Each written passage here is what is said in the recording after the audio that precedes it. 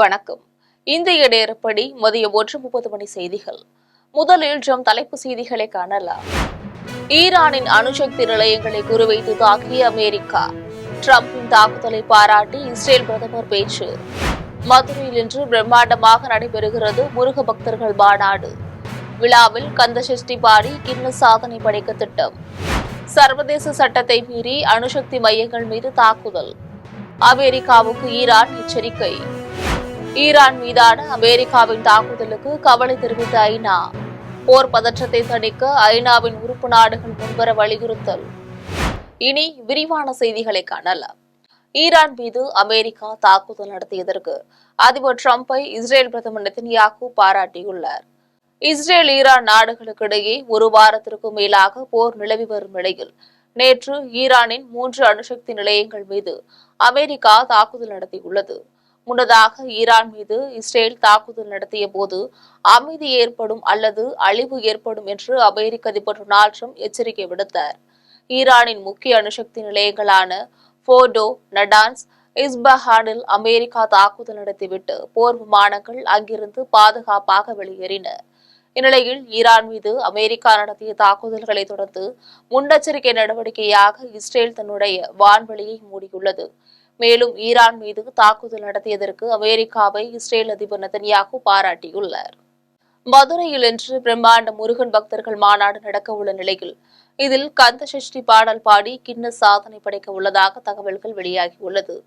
மதுரையில் இன்று குன்றம் காக்க கோவிலை காக்க என்னும் தலைப்பிலான முருக பக்தர்களின் பிரம்மாண்ட மாநாடு பகல் 3 மணி முதல் இரவு 8 மணி வரை நடக்கிறது. மாநாட்டின் முக்கிய நிகழ்வாக மாலை 6 மணிக்கு கந்தசஷ்டி கவசம் பாடப்படுகிறது.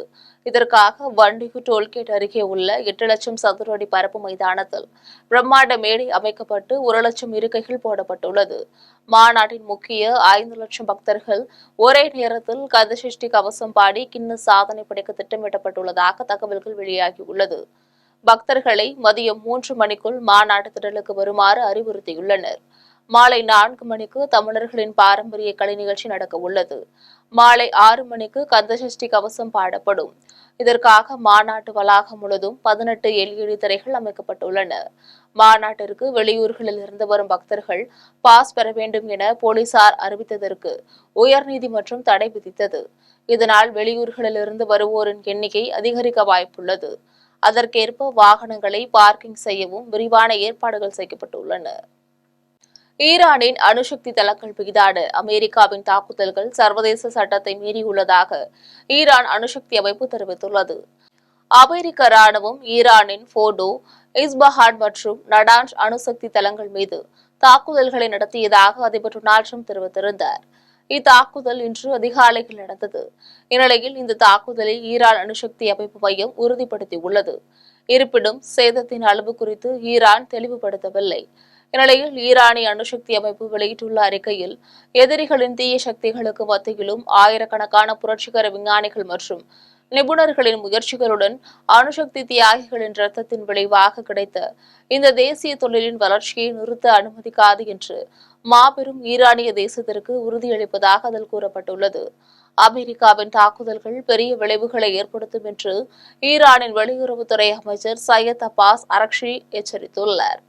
மேலும் ஐக்கிய நாடுகள் சபையின் பாதுகாப்பு கவுன்சிலின் நிரந்தர உறுப்பினரான அமெரிக்கா ஈரானின் அமைதியான அணுசக்தி நிலையங்களை தாக்குவதன் மூலமாக ஐநா சாசனம், சர்வதேச சட்டம் மற்றும் NPT ஆகியவற்றை கடுமையாக மீறியுள்ளது என்று கூறிய அவர், ஐநா சாசனத்தின்படி தன்னை தற்காத்துக் கொள்ளும் உரிமை ஈரானுக்கு உள்ளது என்று தெரிவித்துள்ளார். ஈரான் மீது அமெரிக்காவின் தாக்குதலால் ஏற்பட்ட போர் பதற்றத்தை தணிக்க ஐநா உறுப்பு நாடுகள் முன்வர வேண்டும் என ஐநாவின் பொதுச் செயலாளர் அன்டானியோ குட்டரஸ் வேண்டுகோள் விடுத்துள்ளார். இஸ்ரேல் ஈரான் போரில் அமெரிக்காவின் தலையீட்டிற்கு ஐக்கிய நாடுகள் அவையின் பொதுச் செயலாளர் அன்டானியோ குட்டரஸ் கவலை தெரிவித்துள்ளார். ஈரானுக்கு எதிராக அமெரிக்கா தாக்குதல் நடத்தியிருப்பது கவலை அளிப்பதாகவும் சர்வதேச அமைதி மற்றும் பாதுகாப்புக்கு நேரடியாக அச்சுறுத்தலை விளைவிக்கும் எனவும் தெரிவித்துள்ளார். ஐநா சாசனம் மற்றும் சர்வதேச சட்ட விதிகளின் கீழ் போர் பதற்றத்தை தணிக்க ஐநா உறுப்பு நாடுகள் முன்வர வேண்டும் என ஐநாவின் பொதுச் செயலாளர் வேண்டுகோள் விடுத்துள்ளார். கல்வியின் மூலம் சாதித்த திருநங்கை ஜென்சிக்கு முதலமைச்சர் மு.க. ஸ்டாலின் வாழ்த்து தெரிவித்துள்ளார். இது தொடர்பாக அவர் வெளியிட்டுள்ள வாழ்த்து செய்தியில், கல்வியின் மூலம் சாதித்த திருநங்கை ஜென்சிக்கு வாழ்த்துக்கள் என்றும், உழைப்பின் ஒளியால் இன்னும் பல நூறு பேர் கல்விக்கரை சேரட்டும், தடைகளையும் புறக்கணிப்புகளையும் கல்வி என்னும் பேராற்றலால் வெல்லட்டும் என்று ஜென்சிக்கு முதலமைச்சர் மு.க.ஸ்டாலின் வாழ்த்து தெரிவித்துள்ளார். தவிக தலைவர் விஜய்க்கு முன்னாள் பாஜக மாநில தலைவர் அண்ணாமலை பிறந்தநாள் வாழ்த்து தெரிவித்துள்ளார். இது தொடர்பாக அவர் தன்னுடைய எக்ஸ் தள பக்கத்தில் வெளியிட்டுள்ள பதிவில், இன்று பிறந்தநாள் கொண்டாடும் தமிழக வெற்றி கழக கட்சியின் தலைவரும் நடிகருமான விஜய்க்கு பிறந்தநாள் வாழ்த்துக்கள் என்றும், விஜய் நல்ல உடல் நலத்துடன் நீண்ட ஆயுளுடன் தனது மக்கள் பணிகள் தொடர இறைவனை வேண்டிக் கொள்வதாக அவர் கூறியுள்ளார். வாரிசு அரசியலை எதிர்த்து கில்லியாக வெற்றி கண்ட விஜய்க்கு பிறந்தநாள் வாழ்த்து என தமிழிசை தெரிவித்துள்ளார். இது தொடர்பாக பாஜக மூத்த தலைவர் தமிழிசை சவுந்தரராஜன் எக்ஸ் தள பக்கத்தில் வெளியிட்டுள்ள பதிவில், நாளைய தீர்ப்பில் ஆரம்பித்து துப்பாக்கி ஏந்தி தீவிரவாதிகளை அழித்து தேசபக்தியை வெளிப்படுத்தி வாரிசு அரசியலை எதிர்த்து தனக்கு வந்த இன்னல்களிலிருந்து சுறாவாக நீந்தி கில்லியாக வெற்றி கண்ட தமிழன் ஜனநாயகன் தம்பி விஜய்க்கு பிறந்தநாள் வாழ்த்துக்கள் என தெரிவித்துள்ளார். மேலும் புதிய கீதை வழியில் தீய சக்திகளை எதிர்த்து நல்லது நடக்க துணை நிற்க வாழ்த்துவதாக அவர் கூறியுள்ளார். நாளைய தீர்ப்பில் ஆரம்பித்து அழகிய தமிழ் மகனாக வலம் வந்து திருப்பாச்சியில் தங்கை பாசத்தையும் சிவகாசியில் தாயின் அன்பையும் பிரதிபலித்து துப்பாக்கி ஏந்தி தீவிரவாதிகளை அழித்து, இது ரொம்ப முக்கியம். மரியாதைக்குரிய பாரத பிரதமர் எப்படி தீவிரவாதிகளை அழிக்கிறாரோ அதே மாதிரி துப்பாக்கிகளை ஏந்தி தீவிரவாதிகளை அழித்து தேசபக்தியை வெளிப்படுத்தி வாரிசு அரசியலை எதிர்த்ததால் தனக்கு வந்த இன்னல்களிலிருந்து சுறாவாக நீந்தி கில்லியாக வெற்றி கண்ட தமிழன் ஜனநாயகன் தம்பி விஜய் அவர்களுக்கு எனது மனமார்ந்த பிறந்த நாள் வாழ்த்துக்களை தெரிவித்துக் கொள்கிறேன். புதிய கீதை வழியில் தீய சக்திகளை எதிர்த்து நல்லது நடக்க துணை நிற்க வாழ்த்துகிறேன். திரைத்துறையில் உச்சம் தொட்ட விஜய்க்கு பிறந்தநாள் வாழ்த்துக்கள் என்று நாம் தமிழர் கட்சி ஒருங்கிணைப்பாளர் சீமான் தெரிவித்துள்ளார். இது தொடர்பாக அவர் தனது எக்ஸ் தள பக்கத்தில் வெளியிட்டுள்ள பதிவில், தனித்துவமிக்க நடிப்பு, ஈர்க்கும்படியான நடனம், கதாபாத்திரங்களை உள்வாங்கிக் கொண்டு உயிரோட்டமாக பிரதிபலிக்கும் திறன் என எல்லா ஆற்றல்களையும் வளர்த்து கொண்டு மக்களை மகிழ்வித்து தமிழ் திரைத்துறையில் உச்சம் தொட்ட ஆக சிறந்த திரைக்கலைஞன் தமிழக வெற்றி கழகத்தின் தலைவர் விஜய்க்கு என்னுடைய உளப்பூர்வமான பிறந்தநாள் நல்வாழ்த்துக்கள் என்று கூறியுள்ளார். எத்தனை மாநாடு போட்டாலும் இந்த முருகனை கும்பிட்டுவிட்டு எடப்பாடி பழனிசாமிக்கு பின்னாடிதான் போய் நிற்க வேண்டும் என்று சீமான் பேட்டியளித்துள்ளார். பாமக கௌரவ தலைவர் ஜி.கே. மணி மருத்துவமனையில் உடல்நலக் குறைவால் சிகிச்சை பெற்று வரும் நிலையில் நாம் தமிழர் கட்சியின் தலைமை ஒருங்கிணைப்பாளர் சீமான் மருத்துவமனைக்கு நேரில் சென்று அவரை சந்தித்து பேசினார். பின்னர் செய்தியாளர்களிடம் பேசிய அவர் இவ்வாறு தெரிவித்தார். கொண்டு வரும்போது உங்களுக்கு தெரியலையா அப்படின்றாரு. இன்னைக்கு எடப்பாடி அவர்கள் பேசும்போது அவருக்கு ஆதரவாக அமித்ஷா அவர்களுடைய கருத்துக்கு ஆதரவான ஒரு பதில் இல்லை ஐயா எடப்பாடி ஐயா அவங்களோட கூட்டணி வச்சிருக்கும் போது அந்த கருத்துக்கு எது கருத்து பேச முடியாது. இப்போ உங்களுக்கு தெரியும், அவங்க ஆங்கிலத்தை புறந்தல்ல நினைக்கிறது இப்போ இந்திய எல்லா இடத்துக்கும் கொண்டு வரணுங்கிறது தான் உங்களுக்கு தெரியும். இப்போ நமக்கு ஒரு கெடு வாய்ப்பாக யாரும் ஆங்கிலத்தை விரும்பி கற்கல. வெள்ளைக்காரன் நம்மளை ஆண்ட காலத்தில் அவன் உருவாக்குனதான் இந்த நாட்டு கட்டமைப்பு. நம்ம பல்வேறு நிலப்பரப்புகளாக பிரிஞ்சு வாழ்ந்துக்கிட்டு இருந்தோம். அப்போ அதில் இப்போ பல்வேறு நாடுகள், ஐரோப்பிய நாடுகள்லாம் எந்த நாட்டிலையும் ஆங்கிலம் இல்லை. ஃப்ரான்ஸுனா ஃப்ரெஞ்சு, அப்படி அவன் மொழியில் இருப்பான். தொடர்புக்கு கூட அதை பயன்படுத்திக்கிற மாட்டாங்க. நமக்கு ஒரு தொடர்பு மொழியாக ஒரு கெடுவாய்ப்பாக நமக்கு ஒரு இந்த ஆங்கிலம் தேவைப்படுது. வாலாஜாபேட்டையில் தவிக தலைவர் விஜய் 2026 சட்டமன்ற தேர்தலில் தமிழக முதல்வராக பொறுப்பேற்க வேண்டும் என அக்கட்சியினர் பால்குடம் எடுத்து சிறப்பு வழிபாடு செய்தனர். ராணிப்பேட்டை மாவட்டம் வாலாஜாபேட்டை படவேட்டம்மன் திருக்கோவிலில் தவிக தலைவர் விஜயின் பிறந்த நாளை ஒட்டி மேற்கு மாவட்ட செயலாளர் பூக்கடை மோகன் தலைமையில் தவிக கட்சி தொண்டர்கள், மகளிர் அணி பெண்கள் என 300க்கும் மேற்பட்டோர் வாலாஜாபேட்டை தண்டுமாரியம்மன் திருக்கோவிலில் இருந்து முக்கிய வீதிகள் வழியாக பால்குடங்களை தலையில் சுமந்தபடி ஊர்வலமாக வந்தனர். பின்னர் அம்மனுக்கு சிறப்பு அபிஷேகங்கள் செய்து வருகின்ற 2026 சட்டமன்ற தேர்தலில் தமிழக வெற்றி கழகம் மாபெரும் வெற்றி வாகை சூடி அக்கட்சியின் தலைவர் விஜய் தமிழக முதல்வராக பொறுப்பேற்க வேண்டும் என தெரிவித்து சிறப்பு வழிபாட்டில் ஈடுபட்டனர். இந்த நிகழ்வில் ஏராளமான கட்சி நிர்வாகிகள் கலந்து கொண்டனர். தவிக தலைவர் விஜயின் பிறந்த நாளையொட்டி கோவையில் ஒரே குடும்பத்தை சேர்ந்த சகோதரிகள் உட்பட 15 பெண் நிர்வாகிகள் உடல் உறுப்பு தானம் செய்த சம்பவம் நிகழ்ச்சியை ஏற்படுத்தியுள்ளது. தவிக தலைவர் விஜயின் பிறந்த நாளை ஒட்டி கோவை புறநகர் கிழக்கு மாவட்டத்தின் செயலாளர் பாபு தலைமையில் கோவை அரசு மருத்துவமனைக்கு வந்த பெண் நிர்வாகிகள் உடல் உறுப்பு தானம் செய்தனர். 15 நிர்வாகிகள் உடல் உறுப்பு தானம் செய்துள்ள நிலையில் இதில் ஒரே குடும்பத்தை சேர்ந்த சகோதரிகள் உடல் உறுப்பு தானம் செய்துள்ளது நிகழ்ச்சியை ஏற்படுத்தியுள்ளது. முன்னதாக அரசு மருத்துவமனைக்கு வந்த பொதுமக்களுக்கு தவிக தலைவர் விஜய் படம் பொறித்த கடலை மிட்டாய்களை அக்கட்சியினர் வழங்கினர். தொடர்ந்து பார்வையற்ற மாற்றுத்திறனாளிகள் சுயதொழில் செய்வதற்காக அவர்களுக்கு தேவையான ஊதுபத்தி, பேனா, மிட்டாய் வகைகளை தவிகவினர் வழங்கினர். தலைவர் தளபதி அவர்களின் பிறந்தநாளை முன்னிட்டு கோவை புறநகர் கிழக்கு மாவட்டம் சார்பாக சிங்கப்பெண்கள் கோவை மாவட்டத்தில் முதன்முறையாக சிங்கப்பெண்கள் உடல் தானம் பண்ணுறாங்க. ரொம்ப சந்தோஷமாக இருக்குது. இதுவரைக்கும் பார்த்தீங்கன்னா ஆண்கள் தான் உடல் தானம் பண்ணி பார்த்துருப்போம். இப்போ முதல் முறையாக கோவை மாவட்டத்திலேயே கோவை புறநகர் கிழக்கு மாவட்ட பெண் நிர்வாகிகள் மோகனப்பிரியா அவர்கள் ஏற்பாட்டில் இந்த விழா இந்த உடல் தானம் பண்ணுறோம் அரசு பொது மருத்துவமனையில். இது ரொம்ப சந்தோஷமாக இருக்குது. இந்த அரிய வாய்ப்பு எங்களுக்கு கொடுத்த தளபதி அவர்களுக்கும் மாநில பொதுச் செயலாளர் அவர்களுக்கும் இந்த நமது தோழிகளுக்கும் ரொம்ப மனமார்ந்த தளபதி சார்பிலும் மாநில பொதுச் செயலாளர் சார்பிலும் நன்றி தெரிவித்துக் கொள்கிறேன். கன்னியாகுமரியில் ஞாயிற்றுக்கிழமை விடுமுறையை ஒட்டி சுற்றுலா பயணிகள் அதிக அளவில் குவித்துள்ளனர்.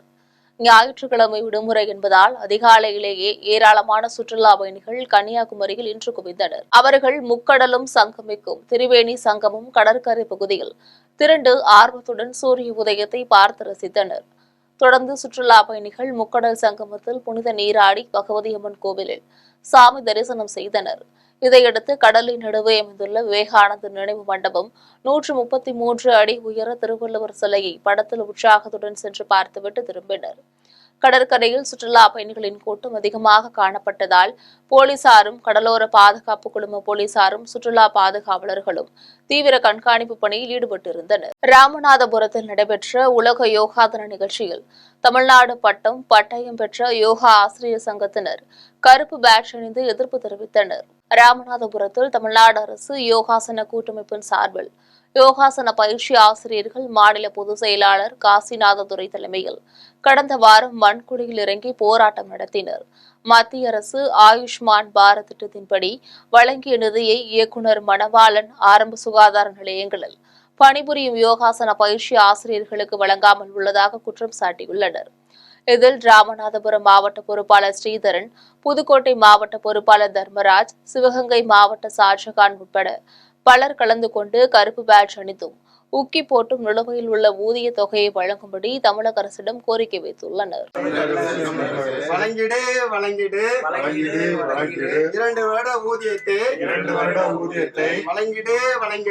கெங்கவள்ளி அருகே 4 கோடி மதிப்பீட்டில் தூர்வாரிய வாய்க்காலில் தேங்கி நிற்கும் தண்ணீரை அப்புறப்படுத்த மக்கள் கோரிக்கை விடுத்துள்ளனர்.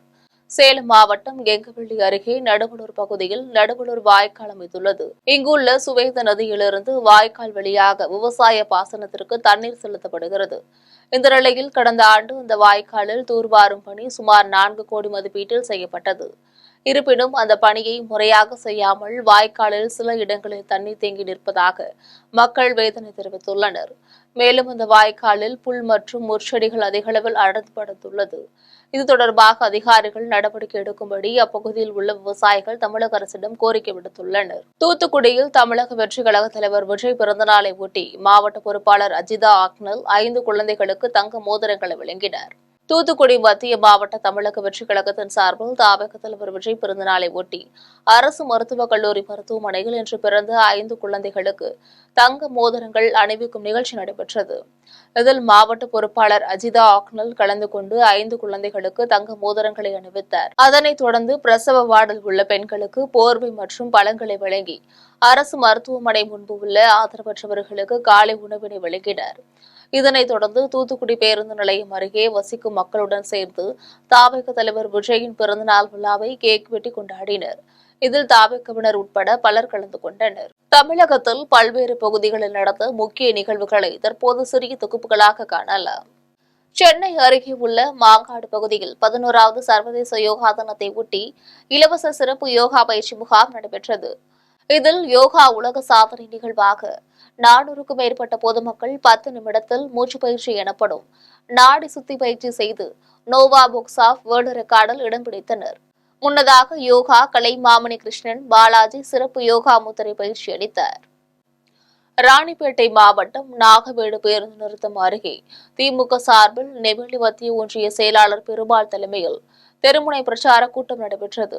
கூட்டத்தில் சிறப்பு அழைப்பாளர்களாக ஆற்காடு சட்டமன்ற உறுப்பினர் ஈஸ்வரப்பன் மற்றும் தலைமை கழக பேச்சாளர் சேர்க்காடு கென்னடி ஆகியோர் கலந்து கொண்டு திமுக அரசின் 4 ஆண்டு சாதனைகளை எடுத்துரைத்தனர். இதில் ஒன்றிய அவைத் தலைவர் நரசிம்மன், மாவட்ட ஊராட்சி குழு உறுப்பினர் சுந்தரம்மாள் உட்பட பலர் கலந்து கொண்டனர். சென்னை மாங்காடு அருகே கோவூரில் உள்ள தனியார் பள்ளியில் உலக யோகா தினம் கொண்டாடப்பட்டது. இதில் 108 மாணவர்கள் கண்களை கட்டிக்கொண்டு 20 நிமிடத்தில் 25 ஆசனங்களை செய்து அசத்தினர். விழிப்புணர்வை ஏற்படுத்தும் வகையில் நடைபெற்ற இந்த யோகா நிகழ்வு நோவா உலக சாதனை புத்தகத்தில் இடம்பெற்றது. இதையடுத்து இதற்கான சான்றுகள் பள்ளி தாளாளர் கிருஷ்ணமூர்த்தியிடம் வழங்கப்பட்டது. நெல்லை மாவட்டம் திசையன்விளை பேரூராட்சிக்கு சொந்தமான உரப்பூங்காவில் திடீரென தீப்பிடித்துள்ளது. அப்பகுதி முழுவதும் போர்க்களம் போல் புகை மண்டலமாக காட்சியளித்தது. தகவலறிந்து வந்த தீயணைப்புத் துறையினர் நீண்ட நேரமாக போராடி தீயை கட்டுக்குள் கொண்டு வந்தனர். இந்த தீ விபத்தில் குப்பை கிடங்கு முழுவதும் எரிந்து சாம்பலானது. புதுச்சேரி பிரதேச காங்கிரஸ் கமிட்டி சார்பாக பொதுச் செயலாளர் கருணா ஏற்பாட்டில் சட்டமன்ற தொகுதி கருவடிக்குப்பம் பஸ் நிறுத்த பகுதியில் ஏழை எளிய மக்களுக்கு நலத்திட்ட உதவிகள் வழங்கப்பட்டது. இதில் தொகுதியின் முன்னாள் அமைச்சர் ஷாஜகான் தலைமையில் காங்கிரஸ் கமிட்டி தலைவர் வைத்தியலிங்கம், முன்னாள் முதலமைச்சர் நாராயணசாமி, சட்டப்பேரவை காங்கிரஸ் தலைவர் வைத்தியநாதன், முன்னாள் அமைச்சர் கந்தசாமி உட்பட பலர் கலந்து கொண்டனர். புதுச்சேரி மாநில மகளிர் காங்கிரஸ் தலைவி நிஷா தலைமையில் உருளையன்பேட்டை தொகுதியில் 200க்கும் மேற்பட்ட பொதுமக்களுக்கு அன்னதானம் வழங்கப்பட்டது.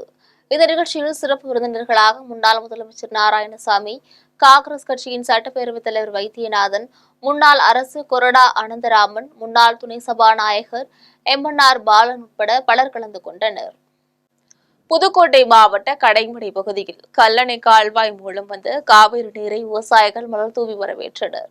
முன்னதாக தஞ்சை மாவட்ட கடைமடை பகுதிகளுக்கு கல்லணை கால்வாய் மூலம் தமிழ்நாடு முதலமைச்சர் MK ஸ்டாலின் நேரடியாக தண்ணீரை திறந்து வைத்ததை அடுத்து ஆலங்குடி அருகே மேற்பனைக்காடு கிராமத்திற்கு தண்ணீர் வந்தடைந்தது.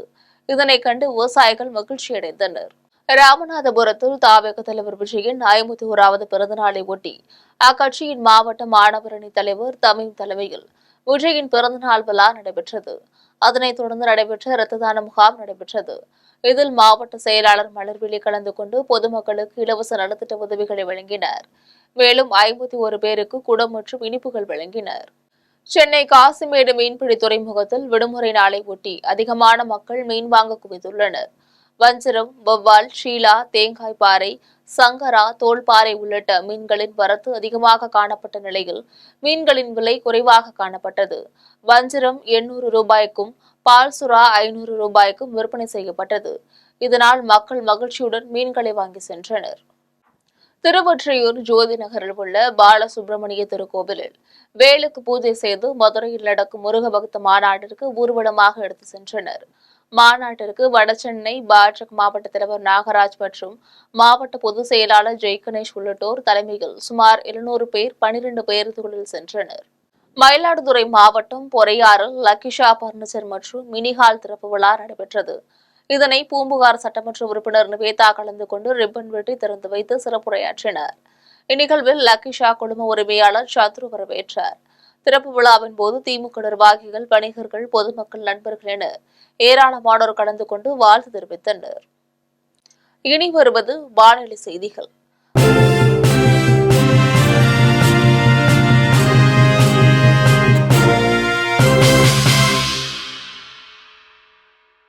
தமிழகம், புதுச்சேரியில் இன்று முதல் 27ஆம் தேதி வரை மழை பெய்யும் என வானிலை ஆய்வு மையம் தெரிவித்துள்ளது. இது தொடர்பாக வானிலை ஆய்வு மையம் வெளியிட்டுள்ள செய்திக்குறிப்பில், மேற்கு திசை காற்றின் வேக மாறுபாடு காரணமாக தமிழகம் மற்றும் புதுச்சேரியில் இன்று முதல் 27ஆம் தேதி வரை ஓரிரு இடங்களில் இடி மின்னலுடன் கூடிய மழை பெய்யக்கூடும் என்று தெரிவித்துள்ளது. மீண்டும் தலைப்புச் செய்திகள். ஈரானின் அணுசக்தி நிலையங்களை குறிவைத்து தாக்கிய அமெரிக்கா. டிரம்பின் தாக்குதலை பாராட்டி இஸ்ரேல் பிரதமர் பேச்சு. மதுரையில் இன்று பிரம்மாண்டமாக நடைபெறுகிறது முருக பக்தர்கள் மாநாடு. விழாவில் கந்தசஷ்டி பாடி கின்னஸ் சாதனை படைக்க திட்டம். சர்வதேச சட்டத்தை மீறி அணுசக்தி மையங்கள் மீது தாக்குதல். அமெரிக்காவுக்கு ஈரான் எச்சரிக்கை. ஈரான் மீதான அமெரிக்காவின் தாக்குதலுக்கு கவலை தெரிவித்த ஐநா. போர் பதற்றத்தை தணிக்க ஐநாவின் உறுப்பு நாடுகள் முன்வர வலியுறுத்தல். இத்துடன் ஜெம் செய்திகள் நிறைவடைகின்றன. மீண்டும் ஜெம் செய்திகள் மாலை 6 மணிக்கு. உடனுக்குடன் செய்திகளை காண ஜெம் லைவ்.tv என்ற இணையதளத்தில் இணைந்திருங்கள். நன்றி, வணக்கம்.